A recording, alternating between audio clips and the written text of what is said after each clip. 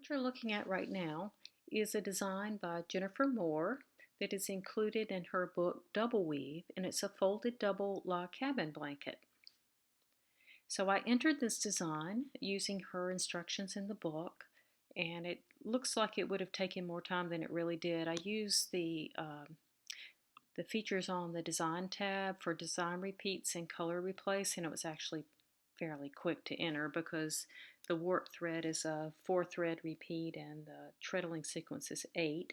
And of course the magic of log cabin comes from the way that the colors alternate and change. But what I'm really wanting to show you here is how you can use TempoWeave once you get the design entered like this, how to enter any double cloth that you might design as a double cloth. Not, we can create double cloth, but we're not going to do this. This design is already a double cloth design.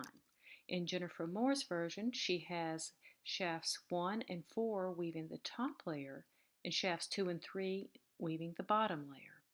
So I think this is interesting to see how you might accommodate this. So if I go into project and project information, we can look at the sizing. She's got 20 ends per inch. There will be 10 ends per layer.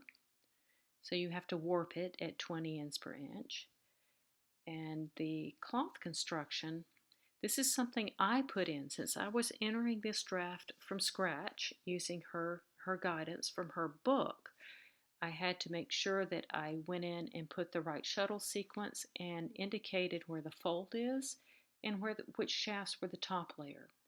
And the number of shafts that will show in this little box, if you're doing a 32 shaft draft, you have to designate because there's, the weaver knows how they designed it. Like on a 32 shaft, they might have used 1 through 16 for one layer and 17 to 32 for the other, or they may have alternated them, and they didn't have to go in order. So this is a good example of they're not exactly in alternating order or 1 and 2 and 3 and 4. 1 and 4 are the top layer.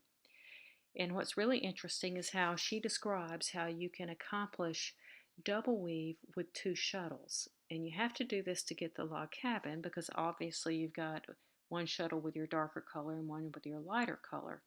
So the sequence that she prescribes, and it works, is the TB, TB, BT, BT sequence. So since this wasn't an option for me on the radio buttons, in TempoWeave you can enter your custom sequence.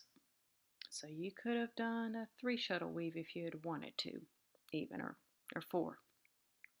So now that all that's entered, I'll show you. You can go into Cloth Sim, and this will render the log cabin blanket per the settings that we put on the cloth construction with where the fold is. And there's the blanket.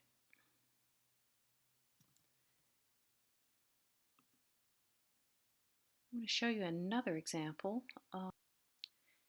Here's another example of a large-scale project, and this time I'm going to use TempoWeave to create that second layer. So this is a big flat design, 8-shaft design in a twill, 2-block twill.